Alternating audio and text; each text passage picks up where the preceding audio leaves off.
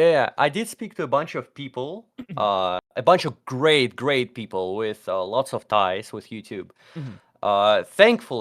Thankfully, this tweet blew up, and I learned a little bit more about YouTube and how Mm. the policies work. I mean, obviously, even the people who have really close relations with YouTube, they can't really 100% pinpoint why the video was taken down. So this is how bad that is. This is how Mhm. bad the AI situation is. Not even the people who are really close to YouTube can tell you exactly what went wrong. They can only assume. And yeah, that's brutal. So I think one of the points for large enough channels, uh, I learned that you can apply to a multi-channel network. Yeah, MCNs have Do you been know what a around for a long multi-channel time network is? now. Correct. Yeah, yeah. So this is one of the ways you can secure your well-being, I guess, on YouTube, because the MCN, if you apply to MCN, this is the only consistent way to get human support on YouTube. Mhm. So we've been saying all this podcast, all this talk, we've been saying that it's impossible to reach to a human at YouTube, Mhm. practically impossible, without making a bunch of fuss about this. Uh, but actually, it is possible. Mhm. That is, if you apply to an MCN. Mhm. So that's a big problem, even on itself, because not everyone can apply to an MCN. I personally got an offer from an MCN right Mm. now, but I can't really accept it because Russia doesn't have access to SWIFT. Right. Russia is sanctioned, so I'd first have to figure out how to get a bank account somewhere else to then transfer the funds to Russia. Mhm. So that's one of the biggest problems. I hope I have to figure this out someday, so that my channel could be secure and I could get access to human support, even at a cost of some revenue cut. MCNs always take revenue cuts Mhm. for their Mhm. services. And I think their main service, the focal point of MCNs, is that they have access to people at YouTube. They have direct access to human reviewers at YouTube, and they manage your channel. You basically, I guess, sell your channel to an MCN. I mean, you provide them access to your channel, unlimited access to your channel, and you delegate all the payouts to the MCN, Mhm. and they do all the work. And what's their interest in this, you might ask? So they're basically earning money from your channel, and they're distributing the wealth between all the channels Mhm. that are connected within that MCN, and their early payouts as well. But anyway, the deal is, if your channel gets banned, it's bad news for that MCN. They get poor reputation for that, and it's in their best interest to help you, and it's in best interest of YouTube to help an MCN. So this is a perfect opportunity. This is like the ideal storm of all the situations that helps you reinstate your YouTube channel or your videos in Mhm. case something goes wrong. And again, if a human reviews your video, it doesn't actually mean the video is going to be reinstated. So MCNs help you understanding the policies more. You're never going to understand them completely, Mhm. but you're definitely going to have a better understanding of them if you partner with an MCN. And even if you're going to explore like the avenues of borderline policy violating content, the MCNs are gonna absolutely help you. So it's in everyone's best interest to generate as much revenue as possible, to generate as many views as possible, because that means more money for everyone. And it really hurts me to say, money, money saves everything, and you have to get yourself in the system where there is a lot of money on the line, Mm. and that's exactly where YouTube support kicks in. The thing with MCN, so MCNs have been around for like a super long time on YouTube. Um, Mhm. in like the early days of YouTube, they were the way that you got ads on your channel. Like this was before AdSense became a thing that was just integrated into YouTube. Back then, you had to be in an MCN to get ads. I think a lot of people have been around for a long time. They have a, understandably, sort of, I guess, bad taste left in the mouth with MCNs, because a lot of the early ones were really, really scummy. A lot of people will remember how Machinima was handled, where they basically were getting lifetime contracts on people's channels, where you were basically contracting out to them for 99 years, and you couldn't do anything about it without, like, buying out the Yeah. contract. So, since... Back what? Oh, okay. Oh, sorry. Go on. Sorry, there's just a big delay. So a lot of people, because of that, have, I guess, naturally migrated away from this model. And the idea of an MCN is definitely nowhere near as popular as it used to be. Yeah, I think you mentioned it, and I think you explained it super well. The MCNs used to be a huge scam back in the day, and even in 2017, 2018, my friend Siamalam, Siamalam, I guess you could say, he used to be a prominent malware YouTuber. He used to crank lots of views. He got sponsorships and so forth. And he was invited to an MCN, and so he warned me because he read the contract really thoroughly, and he warned me of all the dangers of it. He told me it was basically a scam to own his channel. So yeah, even in 2017, 2018, back when AI wasn't as prominent, and back when there wasn't AI moderation, too much AI moderation, I should say. It was definitely not worth it at all. But it seems like we're circling back. Hello? Hello? Hi. Hello? Okay, I can hear you. Oh, you're back. What happened? I couldn't hear you. That sometimes happens. It's fine. Oh, I could hear you. Yeah, then I couldn't hear you Uh-huh. though. I don't know what happened there. That happens sometimes. Discord's weird. Anyway, Okay, that's weird. yeah, sorry. So where did we stop? Where did we stop? When did it cut out? I don't actually remember now. No, I mean, I remember the talking points, but You just where go back exactly over what did you were it cut saying. off? Okay. So I think this is at this point we're circling back to times where MCNs are actually the way to go now. Think about it.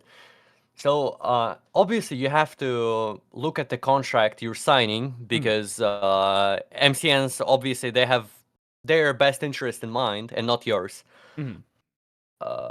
And it all also depends on the revenue cut you get.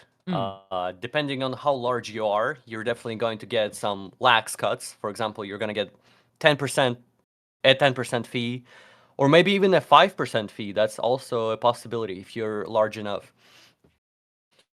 So it really depends on the MCN you're signing up with, signing contract with, I guess, and it also depends on your use case. So like, if you've been targeted by YouTube before, or if you're making borderline policy violating content, I think MCNs are definitely like a way to go. Which I mean, saying this is crazy, but these are the times we're living in. So the MCNs maybe will make a comeback in the future. I also want to say that. Oh, okay. So I also want to, yeah, the delay is kind of killing us. So I want to say that MCNs are also having it the hard way, and all the up and coming MCNs, which are absolutely for sure managing huge channels, which have upwards to 20 million subscribers, upwards to 30 million subscribers, they are having a really hard time registering within YouTube, and the the current MCNs, they're basically the only ones that exist, and it's really, really difficult to register one now. It's practically impossible because there is only one form that allows you to register an MCN at YouTube. It's called a CSP intake form. Literally, that's how it's called, CSP intake form. You fill out all the text boxes basically. You tell them about your company. You tell why giving you permission to access a CMS, a content management system at YouTube, will make YouTube a better platform. And every 6 months, they check this form and they say, "Hey, fuck you." Basically, that's how that's how it is in 2025. Uh-huh.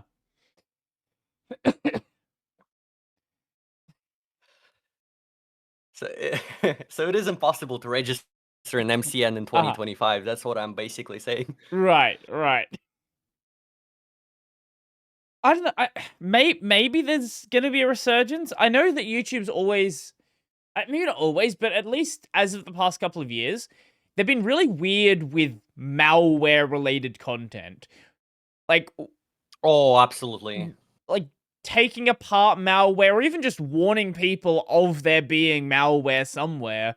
YouTube is like, hey, don't even talk about that.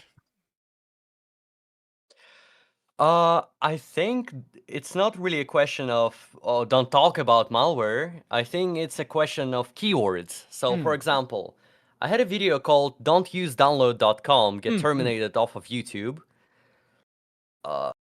It's a video that basically shows me downloading malware from download.com from a supposedly reputable source of software.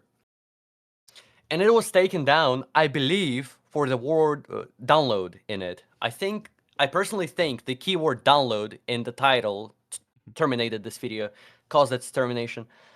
The reason I think that is because I had a video on my secondary channel. We used to have a running local meme in our Discord server with the word download. I don't know, it was just kind of funny. We were forcing it, download this, download that. And so I uploaded a video called download. Not just download, but the downloading tutorial, basically. And it was also struck down for harmful and dangerous policy. So that's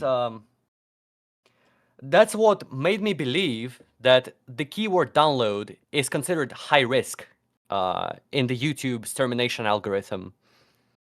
I guess that makes I believe sense because a similar lot to of, activation.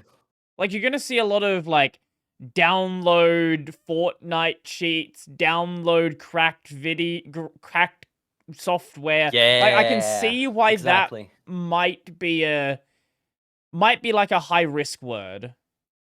It's stupid, but I can see why it would be. Exactly. Yes, exactly. This is why this is my running theory right now. Is that there are high risk keywords that you, I guess, shouldn't really put in your title or in your description even. Because as far as I know, all that YouTube staff check is metadata. Basically, they check your description of the video, they check your title of the video. They don't actually watch the video because it will be too bothersome. I mean, I believe that because imagine the video is like 10 hours long. Are they actually going to watch that? I mean, you could make an argument. The policy violations always come with timestamps, and I mean, actually, not always. I think No, I policy had a policy violations don't violation usually. without the timestamps. Usually Sometimes copyright they do. claims do. They always do. Yeah. The content ID claims. Yeah. Uh, yeah, the policies. Sometimes I've seen some person get terminated for the new some person's video. Let me clarify. Got terminated for the nudity policy, and there was a timestamp that showed Okay. where the person was nude, aka there was a face of a woman, just a face of a woman, no cleavage, no nothing. So basically, yeah. Okay. And there was like 2 seconds. 2 seconds of the video get flagged for nudity, and it was considered a violation. The video was struck down. So yeah. But anyway, anyways, the harmful and dangerous policy, at least for me, it didn't specify any timestamps. Mhm. So imagine the video is 40 minutes long, let's say. Nobody's gonna watch that, obviously. Obviously, nobody's going to watch that. It's too time consuming. It doesn't make sense on a scale. Mhm. So they're just looking at metadata, and you have to be really careful with your titles and descriptions, and you have to make sure to not include the high risk words. Mm.